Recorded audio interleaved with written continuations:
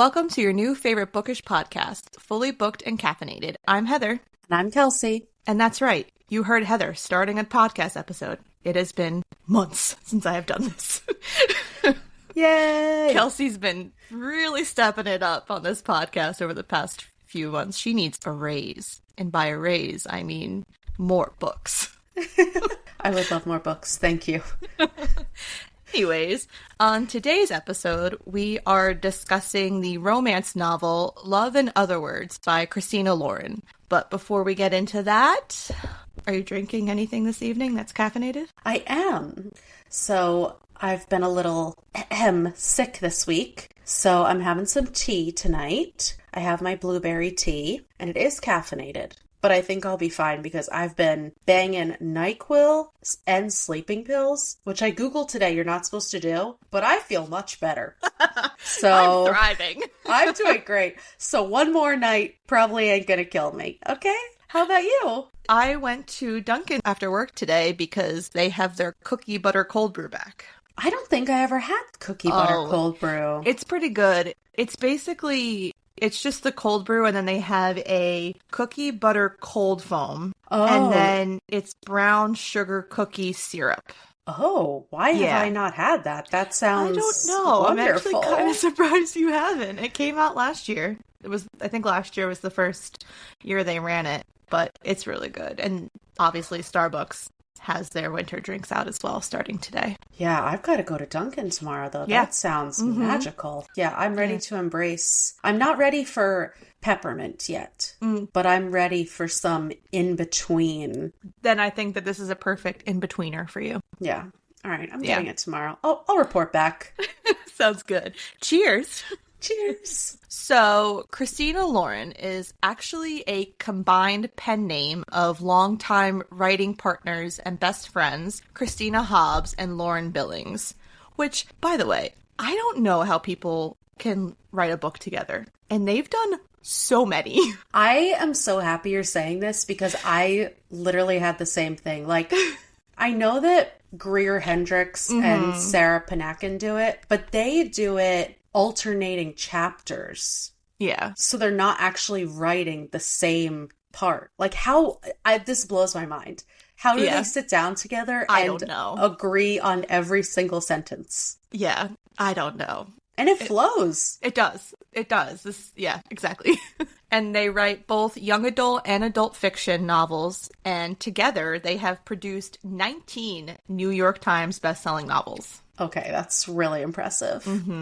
Yeah. I didn't realize it was that many, by the way. I've read 2. I had this one on my book cart, and I have 2 other ones on my book cart. Potentially 3, but definitely 2. So, I mean, I guess right there I have like 6. But I didn't realize I didn't realize that there was that many. And like I said on the bonus episode, they have a new book coming out next year. Yeah. Yeah, I didn't know they had that many either, because I had just started hearing about them.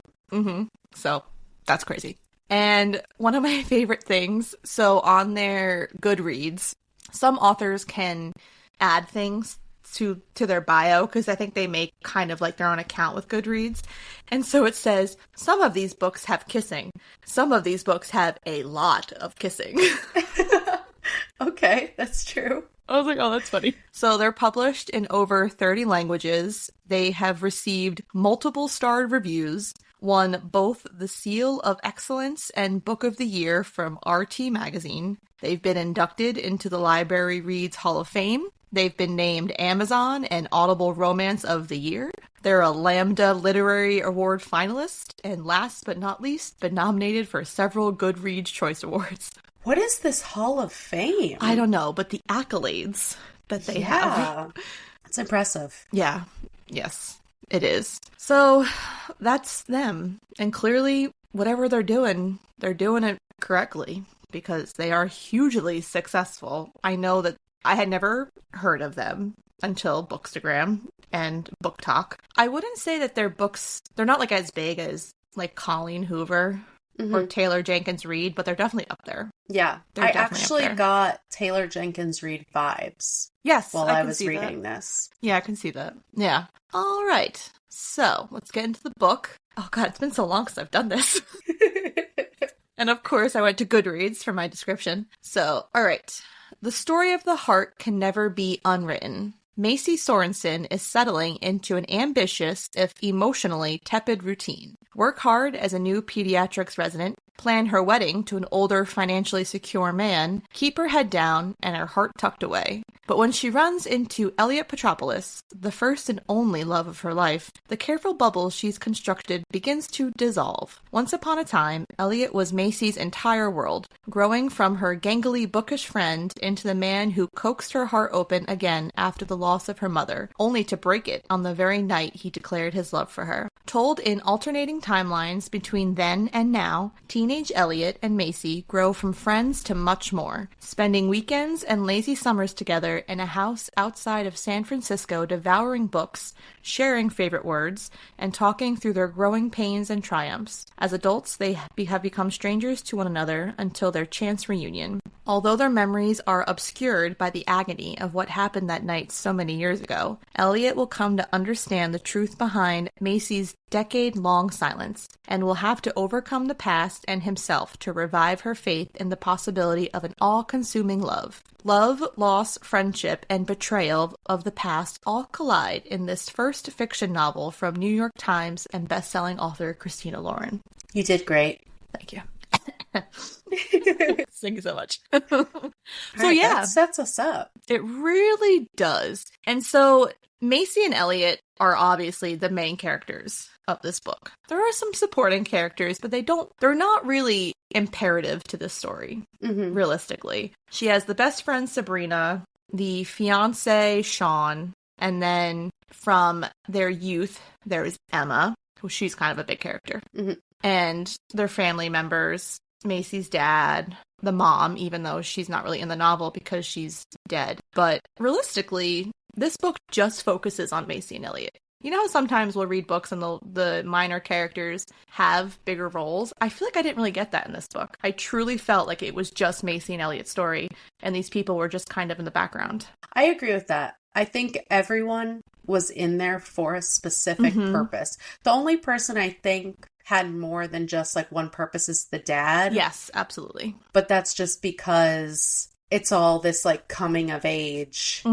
And because of the death of her mom, that's why he had such a big presence in it. But everyone else, I feel like especially Sabrina, Sean, like they were just there to do their specific purpose. Yeah. And they did it, and that's it. And I think it was wonderfully written how they were all in there too. Like, even though they were such minor characters, they still had such a presence in the book, but not big enough to the point where you feel the need to discuss them, if that makes sense. Yeah. I feel like sometimes we have books and we're discussing multiple characters, and I feel like in this book, it's really only Macy and Elliot and the dad. Yeah.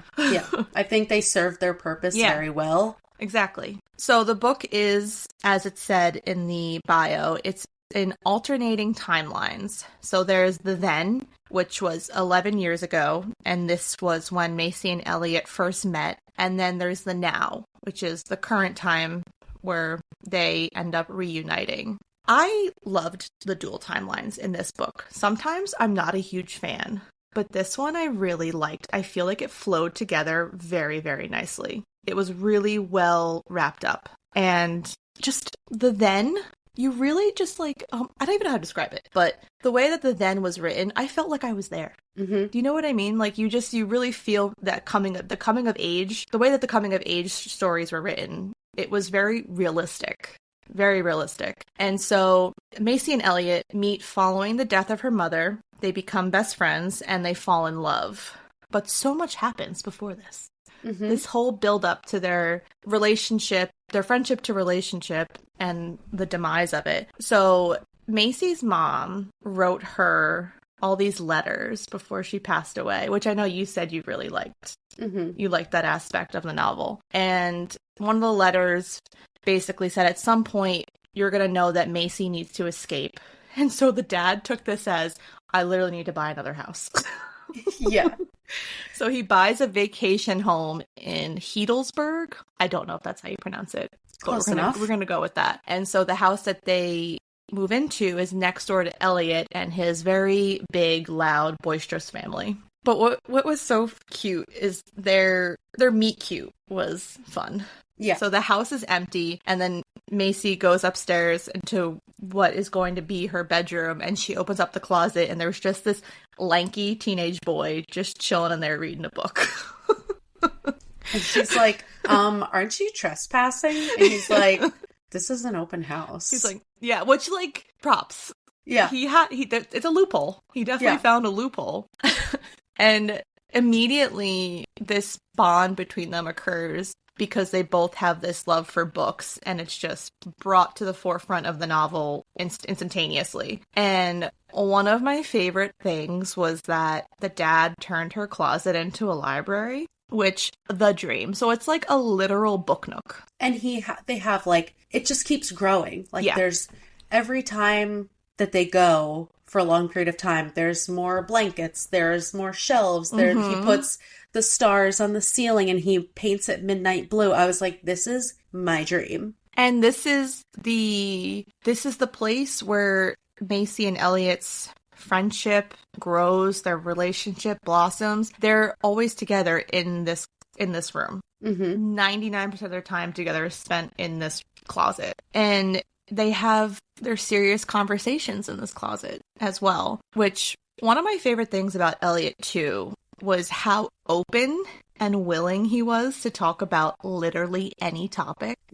Like, Macy got her period and he's chill about it. He's like, let's talk about it. He's like, I got a baby sister coming. What do I got to expect?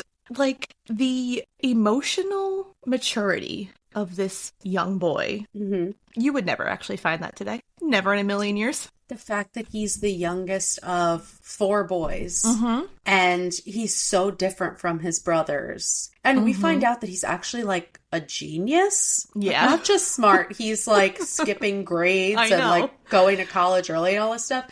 But I thought that was the most unbelievable, but also the best thing about the book is the honesty. It feels so unrealistic, but it's what makes their story unique. And it's kind of like how you said that because they're in this closet, it's like this separate world where they can literally talk without being judged, with no, like, barriers. I feel like if they didn't have that space, they wouldn't have had this open communication that they did. It's literally as if they're stepping into their own private realm.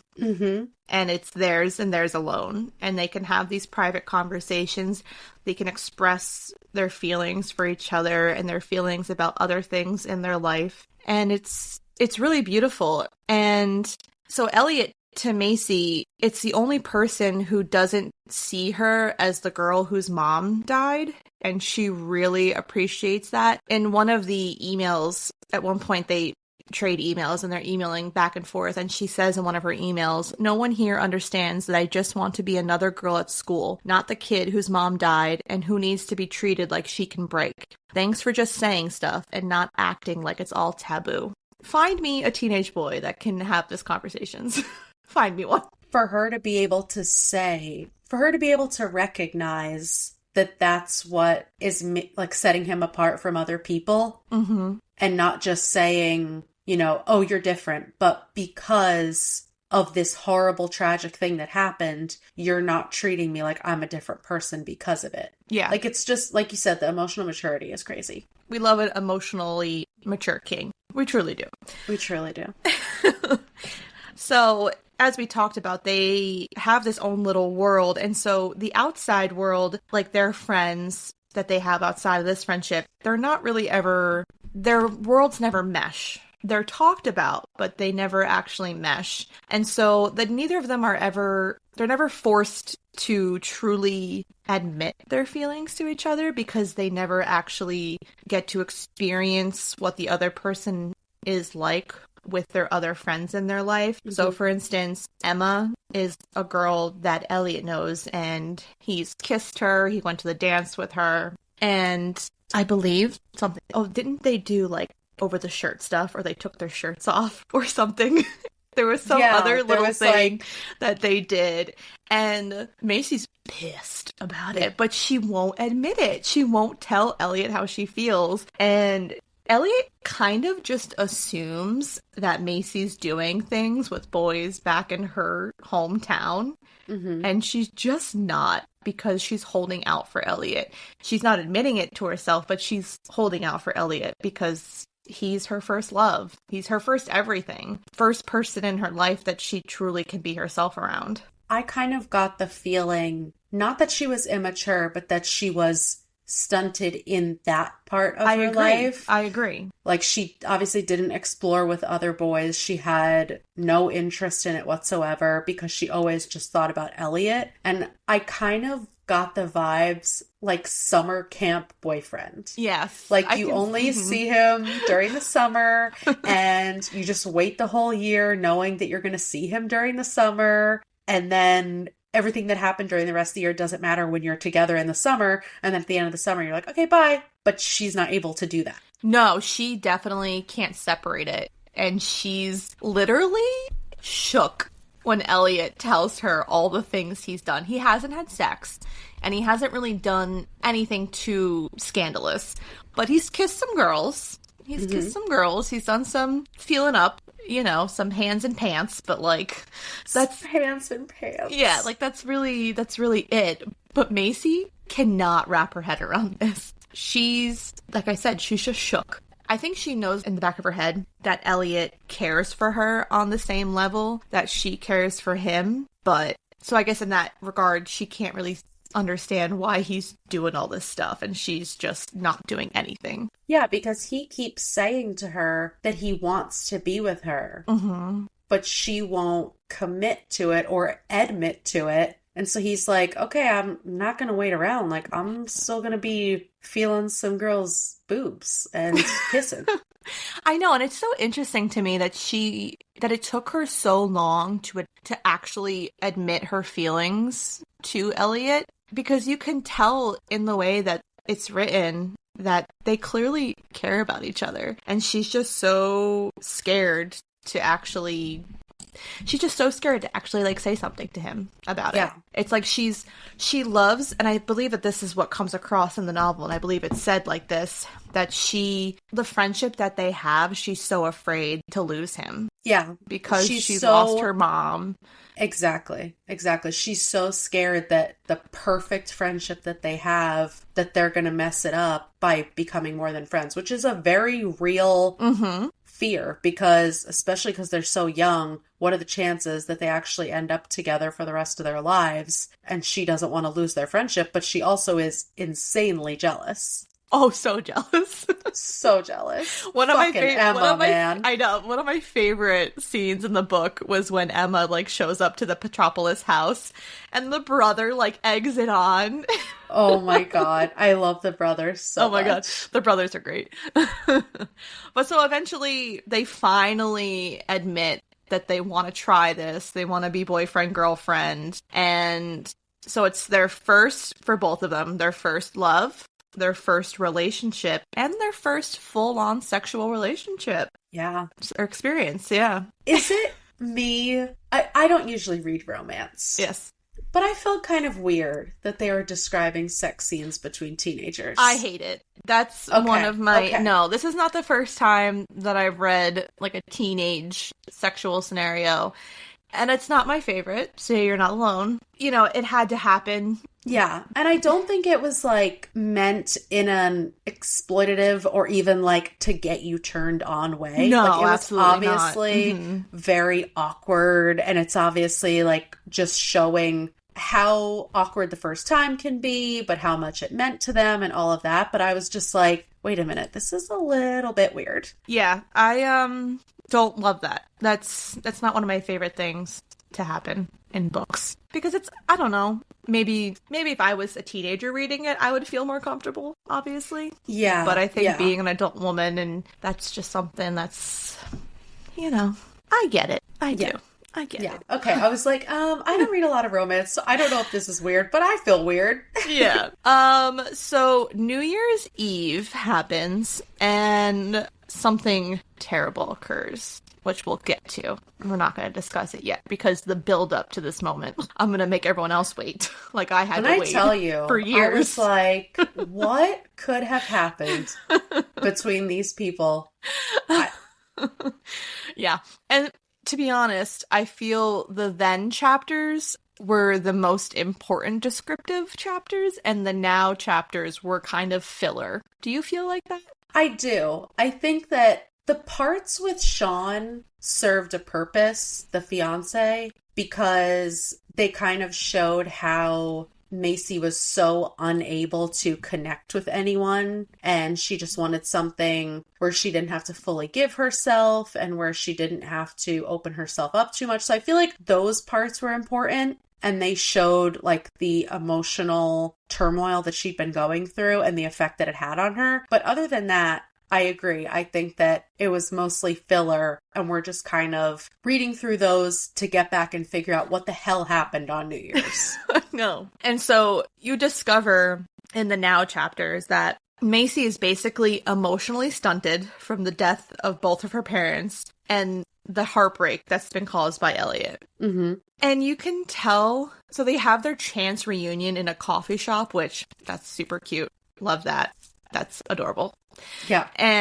But it wasn't cute. It was a hot mess. No, but I almost was kind of surprised. I was a little surprised by how quick she was, not to feel like she forgave him or anything, but I kind of felt like I was going to get more cold shoulder from her.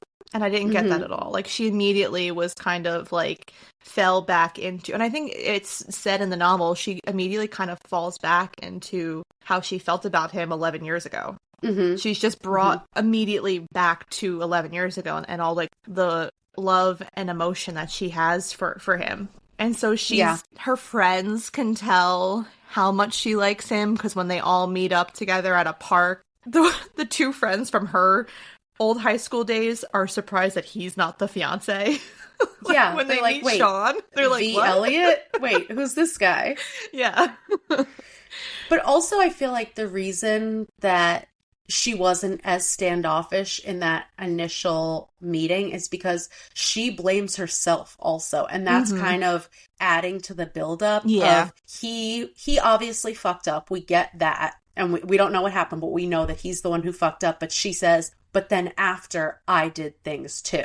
Yeah. So you're kind of like, okay, what is going on? And obviously she blames herself for them having this falling out also. Mm-hmm. So I feel like that contributes to she knew that there was that unfinished business. Yeah. And she felt guilty about it too. And she must have truly believed that she was just never going to see him again. Mm-hmm. And so she's just been putting these feelings down deeper and deeper inside. And now she's forced to look in the mirror and address all these revelations from her past that she just has never actually taken the time to seriously look into. And it's hard for her. Can we talk about the fact that Elliot sees her and immediately breaks up with his girlfriend?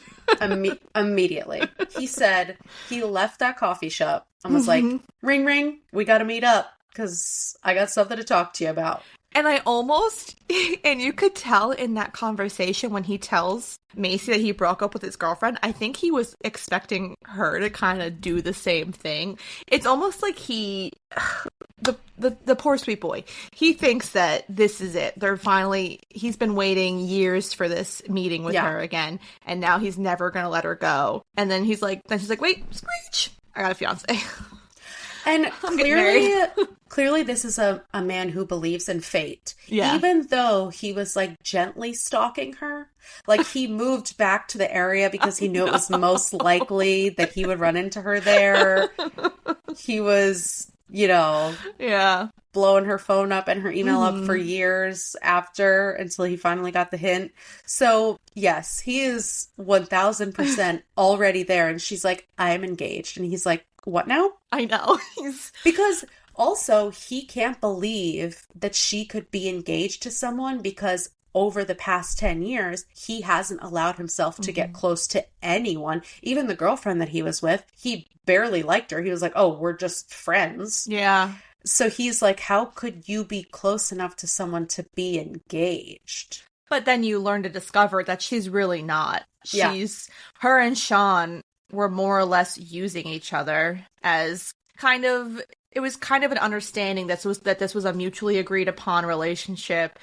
You had to give no more, no less than what you felt like doing, because Sean was already married. His love of his life became a drug addict, skipped out on him and his daughter Phoebe. And you can tell that's the love of his life, his exactly. daughter. And you can tell that he's hoping that eventually his ex-wife will come back into the picture. And then you have Macy, who it doesn't even feel like she's in this relationship at all, emotionally or mentally. At all. It's just like a physical, I have someone to come home to. And there was one point in the novel that Elliot asks her, like, point blank, are you staying in this relationship because of Phoebe? And she's like, no, like, no, I'm not. It's just, so it's not even like she's trying to take on a motherly role because she lost her mother. She's just going through the motions. She's just doing what she thinks she has to do to survive and get by, because she's never allowed herself to emotionally feel the way that she's ever done before Elliot. Like, she won't do it. It's almost like she refuses. It's such a relationship of convenience. Like, she gets along with the daughter. The sex is great. Yeah. He's okay with her working 80 hours and barely passing, seeing each other in passing. But then when Elliot does bring up the relationship with Phoebe, I was kind of like, oh, this is kind of fucked up that Macy isn't thinking like that. Yeah. Like that, even though it seems like Phoebe doesn't have this close relationship with her or anything, because she's like, oh, Phoebe could care less if I'm here. But that's not how kids are. Like, yeah, I know. Phoebe she truly has some attachment. Yeah, she truly believes that she's kind of invisible to the two of them, realistically. It's not until she sees Elliot again that this kind of opens up this can of worms for her, because she's only known Sean, 2 months, and then they're engaged. Yeah. You know what I mean? So it's kind of, I think, an interesting scenario that the author brings you into. And it's almost kind of needed in a sense, because I think I would have not liked the story if she had to break some other guy's heart to get back with Elliot. Whereas now she just has this complacent dude who's like, I get it. He's fully understanding of the situation. Like, this dude is like, all right, it's fine. And we can still be friends. Even she is like, this is so fucking weird. Like, I literally told you that my first love came back into my life and now I'm sleeping on the couch, and you're just like, all right, cool. I mean, if you gotta go, you gotta go. I know. And she's like, that's a red flag. It is a red flag, but also a mature man you would never actually, again, find. They're literally writing fictional men. These men don't exist. Yeah, these men don't exist. They don't because exist. Also, all of these things can be true about Sean, that he is also with her for convenience, and, he doesn't mind that she's in love with her ex because he's also in love with his ex, but he has a daughter. It keeps coming back to the fact that he has a daughter, and he's not going to get married to someone and permanently bring that person into his daughter's life if he's not serious about her. So that's like the kind of unbelievable part of it. Yeah. I can see that too, because you do have a daughter, and it seems like he does care about his daughter. So it is kind of a surprising ideal that he's willing to just marry someone willy-nilly. Yeah, and then like drop her willy-nilly, or but let it's her like drop what? him. Because I think Phoebe said, "Are you my new mom?" or something. Yeah, or like, and he's like along those lines, I guess. And Macy's like, yeah, you're so close to my job, so sure. Convenience again, relationship out of convenience. Yeah. So basically, and then also that's Sabrina's whole role is to basically so that all of the thoughts that are going on in Macy's head, she can say out loud to Sabrina, because Sabrina barely knows Sean. She knows that Macy's completely rushing because they've known each other for 2 months. And there's that time after the picnic where she sees Macy and Elliot together. And that's when she's like, basically just sits her down and is like, I don't even know who you are. I don't know if I've ever known you, because I've never seen you happy. We've known each other for 10 years and I've never seen you as happy as you were with Elliot. And that's when she says, you think you're happy, but you're barely living. And Macy is like, ouch. Yeah. But she can't deny it. No, she's like, I can't even say you're wrong. Yeah. It was... Sabrina was probably... I almost wish Sabrina was in the book more, because I really liked her character. Yeah, she was just kind of like the token best friend who is like the sounding board for Macy. But yeah, I wish that she had a bigger role. Yeah, because I even feel, even though her role was minor, she was literally putting Macy in her place like multiple times.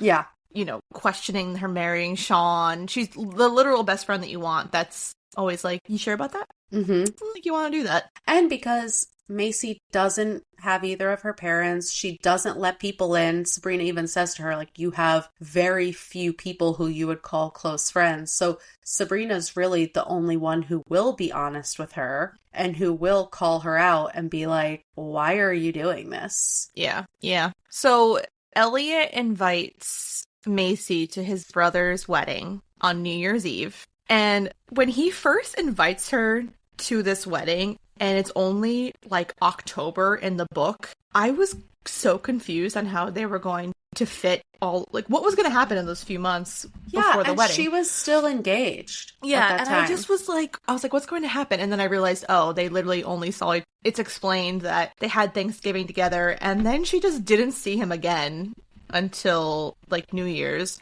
But they like talked all the time. I thought that was kind of weird. Yeah. Which I guess is what they kind of had to do to make up for that lack of time that they just don't see each other. Yeah, but then they should have done, like, Christmas. Yeah. And then it was New Year's. Because just the fact that he was willing to literally drop everything to see her for 5 minutes. Like, he was like, you tell me the time, I'll ride the bus with you to work just so that I can be near you for 5 minutes. Like, that was his whole attitude. And then the fact that they don't see each other in that month. I don't care how much she works. He was ready to wait outside her job.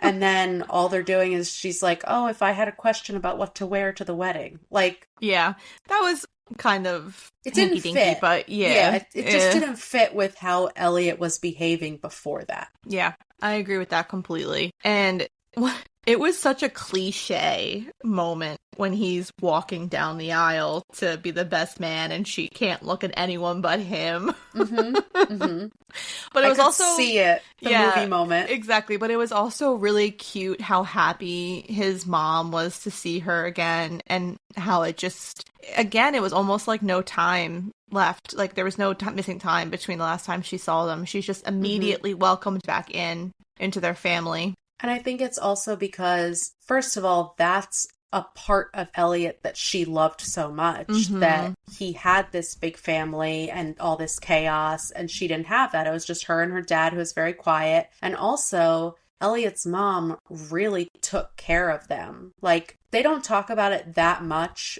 but when they invited them over for Thanksgiving, and, you know, she said, Macy, I'm really going to need your help. It'll really help me out a lot if you and your dad come over. Yeah. And it's so obvious that she's doing it just to include them. But I feel like there was that vibe the whole time that anything that she needed, she could have gone to their family and asked. She was literally a part of their family without ever really asking to be a part of the family. They just kind of immediately took her under their wing.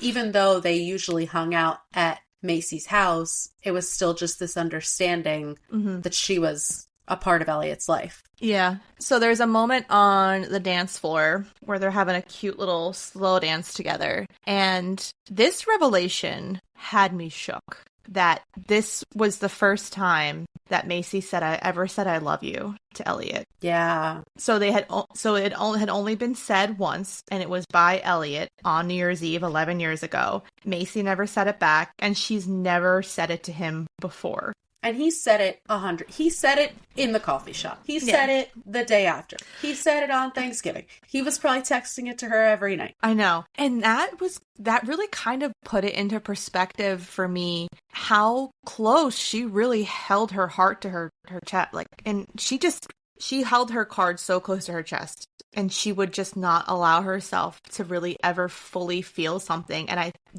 that's such a big looming factor of her mother. Losing her mom at such a young age, that she can't even tell the kid that she's obviously in love with. She can't even say it to him even as a friend growing up. And it's just this incomprehensible fear that is so real, because she lost her mom and she never got over that, not expecting her to. That's a young girl growing up without her mom is unbelievable. And then she loses her dad and the love of her life. And it's like, of course she has this ridiculous fear. Of course she doesn't let people in. Of course she didn't have a real relationship with Sean. It all makes so much sense. Yeah, exactly. And after this moment, so Elliot like basically hears these words and he is so happy. And these two just dip out of the wedding to go fuck in the forest. You left your brother's wedding, like, at the beginning. This is after the speeches, to go and fuck in the forest. Uh-huh. I was deceased. I was thinking that, okay, they're going to get through the wedding. A bunch of cute things are going to happen. There's going to be the buildup of the tension that they're going to finally have this moment together. Mm-hmm. And it just was like, oh no, it's happening right now. It's happening right now. And also, like you said, the buildup. It's been 10 years. Elliot's been thinking about it every day for the past 10 years. And they do it in the forest? Just on the ground, in the dirt. I mean, and they are, I think they're what, like 29? Yeah, like 28, 29, something like that. Okay, maybe when I was 21, 23, 24, whatever. 29? No. Yeah. The dirt, the bugs, it's too much. I don't know. I don't know how hot Elliot is. He sounds pretty cute, but whatever. Yeah, and then they have this intimate moment, and then it comes to an end, and Macy, like, immediately feels remorse for doing that because they never had the discussion about what happened. And she just physically, like, can't get the words out. She cannot express what she's feeling. And Elliot's, like, pissed. And he's like, all right. And so he just gets up, like, storms away. And then Macy's like, all right, like, we have to have this conversation, you know? And he just won't. I'm trying to think the best way to describe it. It was harsh. It was harsh. And I wasn't expecting that from him. Me either. It was not. So, it showed like just how extreme his emotions are. Yeah. Because he sees her, he immediately breaks up with his girlfriend. She has never been good with her words, but she is shutting down and he's like, okay, so do you need a ride home? Like, he just, it's so extreme. Yeah, when he was literally like, oh, like, you need to ride back. Like, oh my God. Sorry, I'm like word vomiting. Because when he literally said, do you need to ride back to the hotel? It was like a slap in the face. She was like, oh, okay, like, we're doing this. And she's like, nah, I'm good. And then she ends up going back to her house in Healdsburg, the summer house. And it's there that she kind of...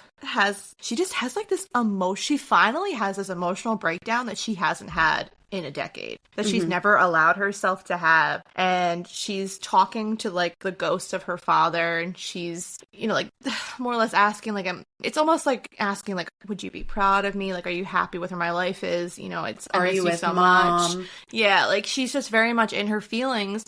And Elliot ends up showing up at the house. And then you finally just get their two stories about what happened on New Year's Eve. So in the past and the then, Macy's at a party with her dad, which they're fancy people. Didn't know that they were fancy people, or that his dad was a fancy person. Okay, they alluded to it because she said, well, first of all, they lived in Berkeley, which is very... you know, exclusive.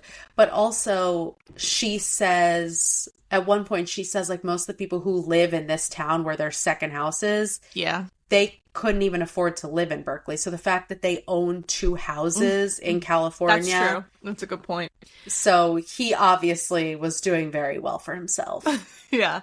So they're at this fancy dancy party. She's got this really pretty dress on, and it's a couple minutes to midnight. Her phone rings. It's Elliot. She's like, Dad, I gotta go take this phone call real quick. Elliot is drunk as a skunk. He tells Macy he's in love with her when he's drunk, and then is like, will you marry me? They're 17 years old. It's like, hang up. And Macy's hang up. Obviously like a fish with her mouth open. I don't know what to say to this. And Elliot's kind of upset about that she's just not responding or giving him what he's had expected to happen. But she's pissed too. I know. Because she's like, this is not how this was supposed to happen. She knows that she loves him. Yeah. And she knows that she wants to be with him long term. But she's like, how dare he say this when he's drunk? How dare he ruin this moment? How dare he do it over the phone? Yeah. Yeah. She's very much not okay with how this whole thing is happening. And so it's an unsatisfying conclusion to this phone call. And she goes back into the party, and her dad are leaving. And the dad is so in tune with Macy, which I loved. That was their relationship, although it wasn't touched on much. When it was, I loved it so, so much. This is a father that truly loves his daughter and would do anything for her. And he can tell that she's not all right, and she's basically begs her dad. She's like, I have to go to Hedo. Like, I have to go to the summer house. Like, can I go? Like, I have to go see Elliot. She doesn't really tell him what happened on the phone, but she's like, it didn't end how I wanted to, and I need to finish the conversation that we were having. And the dad's like, all right, but only if you promise to let me know that you got there safe. And she's like, sure. So she goes to Christian's house, which is the drunk party that Elliot's at. And she gets there, and throughout the whole entire novel, Christian is alluded to be this typical dickhead jock that probably doesn't know how to spell anything correctly. Yeah, they call him a rap sheet waiting to be written. There you or go. Something like that. Exactly. So they don't really know her because, again, Elliot and Macy's outside life has never meshed together except for Emma. And so she's like, I'm Macy, where's Christian? And Christian is like, oh, don't worry about it. Like, he's gone or whatever. And she's like, how do you know? And clearly he's not gone. But Christian knows that something happened, and he's playing around it and being a typical dick. And she ends up going... What's the other friend's name? Was it Edward? I can't remember. This is another close friend of Elliot's, and he's trying to persuade Macy to not look for Elliot because he also knows what happened. And so finally she goes up to a bedroom, she opens the door, and she finds Elliot and Emma naked on a bed together. And they're both passed out. So her immediate reaction is the typical one. She's heartbroken. She doesn't understand what's going on. She just found out that Elliot just cheated on her. And so she leaves, goes back to the summer house, basically just like lays on the floor. Like, she's just distraught. And this is when you find out that her dad ends up coming to the house because Macy didn't tell her dad that she got there safely, and he's a worried father again. It's New Year's Eve, and he didn't even want to let her drive anyway because of the other people on the road. Yeah. And so, but even before this part, Elliot admits to Macy that he thought Emma was Macy when he had sex. He was so drunk that he thought Emma was Macy, and he didn't know until a few days later that it was actually Emma. Yeah, I'll take that with a grain of salt. No. Were you on mushrooms? Yeah. Were you hallucinating?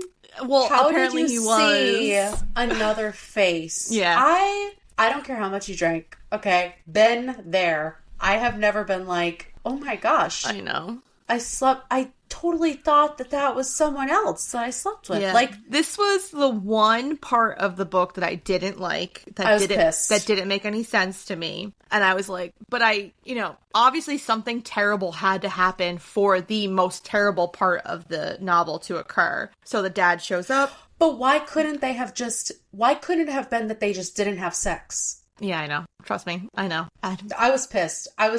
He literally, with a straight ass face, said to her, I thought it was you. I saw your face. And I was like, my girlfriend is here. Cool. Yeah. I'm going to have sex with her. Even though they'd only had sex like once. It was one time. It was one time. They literally had sex one time. I'm drunk and we're going to have sex right now. Yeah. Okay. I'm sorry. We can move along. Sorry about that. So, no, it's okay. So Macy's dad comes to see her, and he basically says, like, you didn't let me know that you were safe, so I'm here. Glad you're okay. But obviously you're not okay. He can tell that she's completely heartbroken. And he's just like, he's like, all right, like, we'll come get the Volvo next weekend. And then there's like this a little italicized part in the novel, and she was like, I wonder like what I forget exactly what it says, but you could tell it's like a foreshadowing something tragic is about to occur. Or wonder whatever happened to the Volvo or there something. You go. Yes, thank you. It's something along those lines. And so I'm just like, oh fuck. I was like, no. And they get into a car accident because the dad is just so worried about Macy, and he just can't take his eyes off of her. Not that the accident truly was his fault. There's obviously this speeding teenager that's drunk or on drugs and causes the accident.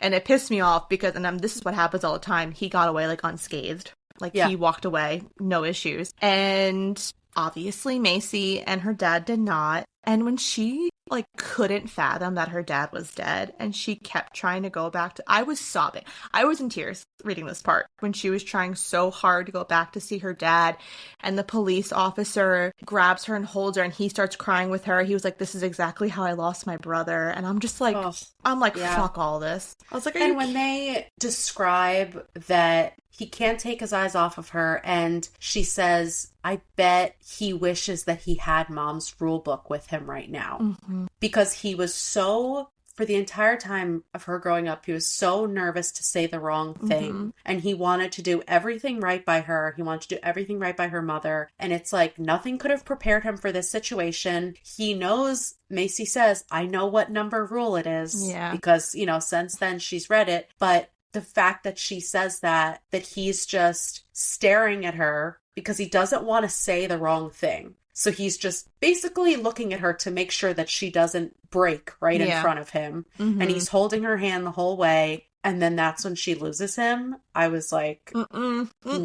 Don't like that. Yeah, didn't like it at all. So this horrible car accident leads to her father's death. And between the grief of the death and the heartbreak from Elliot, she basically places the blame on Elliot for betraying her in the first place, because she somewhat feels that it ultimately caused her father's death. Mm-hmm. And then the decade of silence begins. Mm-hmm. So here's the thing. You also have this 17-year-old girl who lost her mom at a young age. Simultaneously, in the same night, experiences her first real heartbreak and then loses the single most important person in her life that she has left, that's family. Mm-hmm. Mm-hmm. Can you blame her for going dead silent and ghosting you? You can't expect a 17-year-old girl to just get over that easy. Yeah. And it explains so much as Macy as a character now. Throughout you can go back and look at her in a new with rose-colored glasses now. It's different. It's completely different. You can see her relationship with Sabrina, why that was the first person that she opened up to, how she got so close to her, and also this guilt because she herself feels so guilty and blames herself so much because her dad would not have been driving on that road if she had not insisted to go see Elliot. Mm-hmm. So she knows that blame is on her. Not saying that she's, responsible for the accident, but of course she's going to blame herself. And then she blames her feelings for Elliot because if she didn't love Elliot so much, if she didn't feel like I have to fix this, we can't have one bad conversation, I have to go and see him, then this snowball effect never would have started. Yeah. And so of course she's going to equate those two things together. Because she says at the same time, under that haze of heartache from Elliot, she's like, I never called Dad to let him know I was here safe. And because I didn't do that, he had to come out here. And if I had just called, it's those continuous, if I had, what if, it's would have, could have, should have kind of situation. And it's heartbreaking. I wasn't expecting that to be the other tragic moment. No. No. Because you knew her dad died. And it was never talked about how. And I'm thinking it was like down the line. Like it was 2 years ago. Because that's the first thing that Elliot asks when they run into each other. Is like, how's your dad? Yeah. And she's like, oh, he died. And so, yes, you think it's down the line. And he's so upset that he didn't know. And she thinks that, oh, he probably would have found out somehow. And then she feels guilty for not telling him. And then when you find out that it literally happened the same night, I did not see that coming at all. No. And now she tells Elliot this. So now Elliot needs to rewire his whole brain and his whole outlook on the situation because he had no idea. Which, this is another thing that didn't kind of line up to me is how do they just not know that he died? How do they just not know that, like, Duncan, like, the family didn't know that Duncan died? Yeah. And, like, I get it. They have no ties to each other aside from this summer house. So it's not like they were really it's not like the parents ever really talked outside of this. But they just thought that Macy was so heartbroken that they came back once in the middle of the night to pack up the house and then just never returned. Yeah. Yeah. Not my favorite. Yeah. But regardless, Ellie, so now they've both officially talked about that fateful night, and they're able to finally repair their relationship. And they basically just pick up right where they left off 11 years ago. Yeah. Like it was nothing. And I love that for them because Macy needs him more than anything. She's had this missing hole in her heart for so long, and now it's finally going to be filled again. Mm-hmm. And then my favorite part of I think this is everyone's favorite part of the book, at the very end. So throughout their entire friendship and they would, Elliot would constantly ask her every time they saw each other, like, that would be the first thing they would say to each other, favorite word. And she would say his, he would say hers. There was times where it was cheeky and it had to do with the current situation they were in, and which I loved. I loved the more mature ones when they're older. Yeah. And she what did she say? The sexual word? Innuendos. I think she said like ripe, and he was like turned on to the fullest by that. Yeah. Because Elliot is a bookworm. He loves words. He loves the language. He loves to express how he feels. And so at the very end of the novel, they're together finally in their new place, and it goes, favorite word, he whispers, I don't even hesitate. You. Ugh, literally the last words of the book. I was like, meh. Oh, I loved it so much. It did come full circle. It did. It really, really did. And I love romance, but I swear, childhood friends to lovers is really one of my favorite tropes. And second chance romance. Okay. This like both. With them together. Like, I think I've read a book very similar to this earlier this year, Every Summer After, that was in my top 5 books that I've read this year. Mm-hmm. And this was, and I had read a review that someone had said that this book was very similar to Love in Other Words. It definitely is very similar, but still very different. Mm-hmm. But it's just, like, my favorite romance trope is enemies to lovers, because it's hot. But this, when it comes to wholesome, like, second chance romance from when you're kids, is probably, like, my number one fave. Yeah. And I loved Macy. Me too. Me too. How vulnerable, how much you just understood everything that she had gone through, why she did ice him out. Because as you're reading, you're like, really? You couldn't have even given him a chance to explain, or at least, like, you didn't have to fully ghost him. This is before ghosting was a thing. Yeah. You know, like, you could have responded and said, like, fuck off, I don't want to talk to you. But it just, you understand it so much more. But I didn't find Elliot's loss as earth-shattering as Macy's. Like, it wasn't as believable to me that he could never love again after losing her, and he pined after her all this time. Her loss made sense to me because she equated it with the loss of her dad, but I wasn't as sold on his side. Of him not being able to love again? Just of how much it had affected him over the past 10 years. See, I guess I can see it. Because he definitely loved her from the moment he laid eyes on her as a young kid. It may not be described as that because they were so young when they first had their encounter, but there was something about Macy to Elliot that I'm trying to think of the best way to describe this. She was it for him. Mm-hmm. And he found that at such a young age.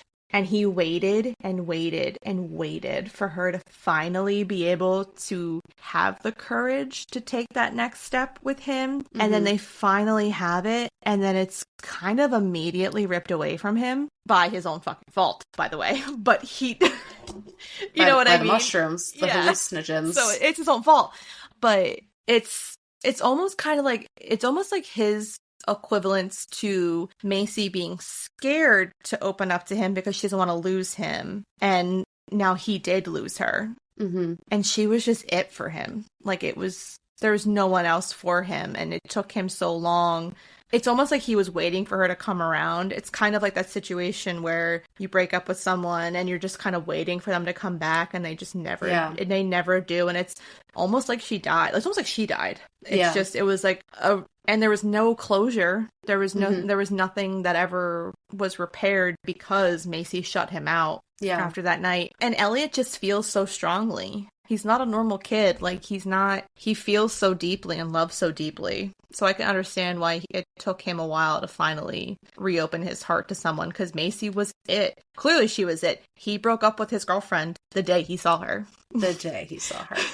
Yeah, I agree with that he feels so deeply, and that because he didn't get that closure, I just felt like he didn't have he made his bed. Oh, I know. He had to lie in it. I completely agree with that, yeah. And then it was like, not that he pressured her when they had their reunion, because he was so overwhelmed with like, oh my God, this is our second chance and fate brought us back together and now we have to be together. And he did put that pressure on her. I mean, it worked. It worked out. And it's fine because she wasn't in a happy relationship anyway. But it just seemed like they were on two different levels. Yeah. You know what I mean? No, I can definitely understand what you're saying. 100%. And this is why reading is wonderful. You see, everyone sees something from a different perspective. And I do have to say, to circle back to Macy's dad, I loved how supportive he was in giving Macy everything that she needed. Like you say, he took it so literal to get this summer house, and he spent every weekend up there so that she could be with Elliot. He spent the entire summer up there so that she could be with Elliot. Like, maybe he wanted to be doing something else, but he didn't, because he dedicated his entire life to making Macy happy. And when she talks about that survivor group where all the girls had the same like manageable haircut, but her dad learned how to do her hair and what products to buy and all that stuff. But not only that, he keeps all of his pain and his hurt bottled up in order to support him. And we know that as Macy grows up, she looks so much like her mother. So seeing her every day is a reminder of all that he's lost. And still, he just dedicates his entire life to making sure that Macy has as full of a life as she possibly can without her mom. Yeah, and there was two parts of the book, interactions between Macy and her dad, that I loved. The first was when she explains how she feels about Elliot, and her dad is like, oh, so he's your, whatever the mom's name was. I can't remember. And so the dad recognizes the love that Macy has, that Macy and Elliot have for each other. My second favorite is when he totally knew that they had sex. And he's just like... Oh my God. Yeah. He's just like, I know what happened. And he's just like, it was a wholesome moment that he didn't like freak the fuck out on them. Like, he just was like, accepted that this is a human nature. It's going to happen. Surprised it didn't happen sooner is probably what he's thinking. And he's just like, all right, kids, see you later. Yeah. And it's funny because earlier in the book, you would kind of think that, not that he would freak out, but that he would be more awkward about it. Exactly. And because he starts like telling them they can't hang out in the closet anymore and telling her she's too young to date. But then when it finally happens, like you said, it was inevitable. He saw it coming. He knew it was coming. And he was like, okay, good thing we got you on the pill, girl. I know. Yeah, the dad was pretty great. Yeah, he's like the dad that you want as a girl yourself. But you know, my favorite part with them was after the Thanksgiving dinner at Elliot's family's house, when he comes up to her and he's like, I'm sorry I was so quiet tonight. Because I can imagine that the whole interaction, it's so glaring how loud and boisterous Elliot's family is and how quiet Macy's dad is. And Macy is just doesn't even give it a second thought. She's like, I love how quiet you are. That's like her favorite thing about him. Yeah, she says something like your heart is loud. Your heart is loud, yeah. Yeah. Or like the love you feel is loud enough, or you know. Exactly. And she just reassures him with those few words. And even in that, it's like he's just trying to be good enough for her. And no matter what he does, he's more than enough for her. Yeah, I agree. So since like our new thing now is like discussion questions at the end of the episode, which I kind of love. Me too. Let's do it. I have a couple I'm going to go through because I want to see the ones that it was actually convenient because I was reading my book and it had like all these book questions in the back. It also had like these enhance your book club, and it had like these 3 long paragraphs of things to do with your book club. I'm like, this is too much. Yeah. I was like, our book club is not that intense. We talk about the book for 5 minutes. Okay. I liked this one. When Macy and Elliot run into each other in the coffee shop, Macy feels excitement and dread simultaneously, claiming, "I've wanted to see him every day, but also I never wanted to see him again." How does the contradiction of this statement relate to the novel's theme of love? Do you think falling in love might also be described as both wonderful and terrible? I mean, of course, especially for Macy, because she knows that her love with Elliot is all-consuming, just like her dad's love was for her mom. And she knows that the problem with all-consuming love is that you're opening yourself up to be vulnerable. Not only are you opening yourself up to heartbreak, which he already broke her heart once, but you're also opening yourself up that you could lose this person. She has lost everyone that she loved. Like, I could totally see how she would be terrified to open herself up to him specifically again because he has that power over her. Yep, I agree completely. And it's, you know, when you think about when you're younger, the feeling of falling in love and how beautiful you hope it'll be, and then you're kind of hit with this reality that love isn't all it's cracked up to be, and that heartbreak is inevitable at some point in your life, whether it's friendship breakup, real breakup, losing someone you love unexpectedly. Like, there's so much heartbreak in your life. And so in general, loving something is wonderful, but terrible because you're going to lose it eventually. No matter what, you're going to lose it. But Macy finally allowed herself to feel that love for Elliot. And then it all got fucked within like 6 months. Within like 1 hour. Yeah, and so I can understand one phone call. And I can understand why she says I wanted to see him every day, because it's kind of like vice versa. Elliot was it for Macy, but he ripped her apart. And so she never wanted to see him again. But of course she wanted to see him, but she didn't want it. It's like a pendulum. Well, and it's also like, do you know if this person that he is 10 years later and the person that she is 10 years later are even going to be compatible anymore? Yeah. Are those feelings of love going to be the same? Like, my high school boyfriend, are you kidding me? I thought we were going to get married and live happily ever after. Now, if I saw him in the street, I'd run the other way. Like, no, thank you. I'm good. So it's like the fact of them growing separately, even though they were both kind of like at a standstill emotionally, they still grew. They still had life experiences. They're still adults now, and they're still able to mesh together. And she acknowledges it a couple times and says, like, do I know this new Elliot? Does he still do this? Does he still do these things I remember? But it turns out that the ways that they grew still go together. Absolutely. All right.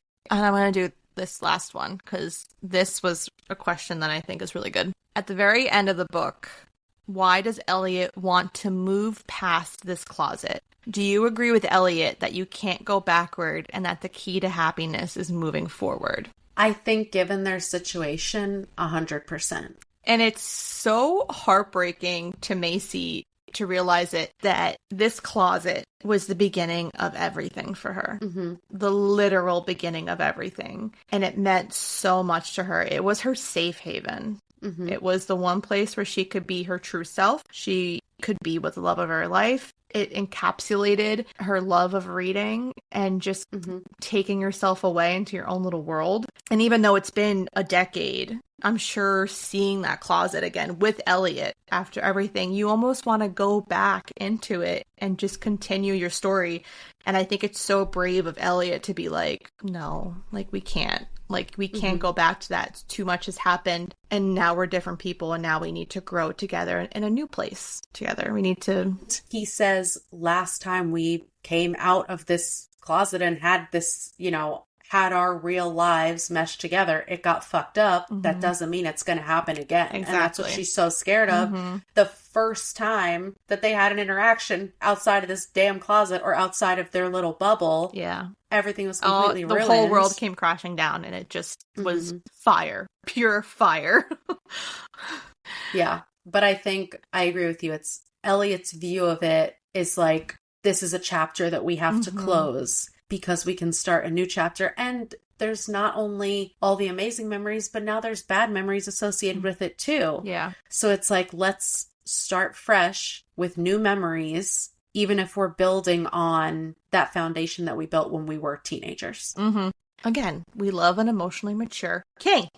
We do, except when he gets so drunk that he does not realize it's Emma. It's Emma. Fucking Emma. Okay? If it was a stranger, we wouldn't have been as upset, but it's Emma. Yeah. And Emma didn't do anything wrong, okay? But... Well, I don't know. So I've seen conflicting views on this. People are saying, people view this as Elliot being sexually assaulted. Really? Yes. Because Emma obviously knew that Elliot was dating Macy, and she's held this torch for Elliot, and he was so drunk, and I'm assuming that he said to Amy, was calling her Macy, and she's probably just like, fuck it, I don't care, I want to fuck him. So people are saying it's kind of like he probably did say like, oh my gosh, you actually drove here, or something like that. Yeah, so people... So he was consenting, but not to what he was consenting to. Exactly. So people are kind of saying that Emma took advantage of him. Wow. Okay, I could see that. And I could definitely see that. I didn't even think of that until I saw people talking about it on Goodreads. Yeah. And I was like... It's hard to say because they were 17, 18 years old. Not saying that sexual assault can't happen, but that she could have also been so inebriated that she was also not realizing that there was no consent. Like, this could have been a simultaneous... Exactly. assault. You know what I mean? Like, neither of them should have been consenting to anything. That's also could be completely true. Yeah. You know, it was just a situation in the book that occurred that fucked everything up. Yeah. But I do agree that, like, even before that, Emma did know that Elliot didn't want anything serious and still would, like, text him and still would, you know, kind of try and, like, chase after him. But I feel like if you look at it from Emma's point of view, regardless of New Year's, like, take that out of the equation, she's never met Macy. She saw her the one time when she's sitting on the roof. So to her, it's like, Macy's not a real person. Why are you pining over this person that you only see on the weekends when you could have me every day of the week? I agree completely with that. So it's such like a teenage angst. Yep. All right. On that note, was there anything else that you wanted to discuss that I did not touch on? I think we covered it all. I know it was a lot. And even though it was only more or less about this relationship, there was still a lot that happened. There was a lot that happened. I didn't realize it until we really started talking about it. I was like, oh, this is going to be fine. And I'm like, oh no, a lot actually did happen. Yeah. And even when you think about, like, their relationship, it seemed like the actual relationship part, like you said, was nothing. Like, it was so short. But all that buildup, she looks at it as they were together for 5 years. Which I don't blame her, because they realistically, they were. Even though it was platonic, those first couple of years, it wasn't. It really wasn't. So deep. Yeah. Yeah. All right. So, for ratings, I went super cute, of course, because it's a romance novel. So, out of 5 favorite words. I knew it. I'm giving it 4 favorite words. I couldn't put it down. I loved the writing. Like we said, I don't understand how these 2 women are able to write a book together that flows so well. I can't give it 5 favorite words because the excuse Elliot gave for sleeping with Emma took me out of the story. Like, I was like, I want to throw this book across the room. And then some of the time gaps that we talked about just didn't make that much sense to me. But I would definitely read more by them. And I would be excited to try something else written by them. Cool, because I have one I'm going to give you. Because The Unhoneymooners is my favorite book so far that I read by them. Oh, yeah, you mentioned that one. So, okay, all right. Yeah. So when that happened with Elliot and Emma, I agree, it took me out of the book. And I was like, this is going to be a 4.5er. And then everything happened with her dad. And I was like, it pulled me right back in. I'm like, 5 stars. 5 stars. I gave it 5 out of 5 favorite words. I do agree that there were certain things I didn't love, but when I finished the book, in my heart, the way that I felt was that it was deserving of being a full 5-star rating. And that's what it's about. Exactly. How it made you feel. Because I literally was like, oh, hate this so much. Yeah. And then when you find out her dad died, and it just explained so much for me. about, because it was like, what really happened that Macy really couldn't talk to him for a whole fucking decade? Like, what was so bad? I almost, when she said that she messed, when it was insinuated throughout the novel that she messed up too, I was like, there's no way I'm like, if they said that she cheated, I'm gonna be big mad, because it's so uncharacteristic for her. Which the same thing with uncharacteristic for Elliot as well, but whatever. But I was like, if she did the same thing or something happened along those lines, I'm literally gonna throw this book into a fire, because that's gonna piss me off so much. And then when you discover what happened, you're just like, fuck, like this poor girl lost everything in the two most important people in her life, aside from the one she already lost. She lost them simultaneously. One physically and the other one emotionally. Like, and then she just goes on to be so successful. Yeah. And to be a doctor working with children. Yeah. Like, I could never. What? I could never. No. I would be so emotionally destroyed that I could not accomplish something like that. No. So, better woman than me, Macy. Absolutely. All right. Well, that's all we have for you today. If you like what you heard, please make sure to follow, subscribe, and rate and review the podcast on whatever platform you use. If you have any book recommendations or questions for us, you can email us at fullybookedcathpod@gmail.com. Also, be sure to follow us on TikTok and Instagram at fullybookedcathpod to see our upcoming reads. Thanks for checking us out. And remember, if you need us, we're fully booked. It's been so long since you've said that. Bye.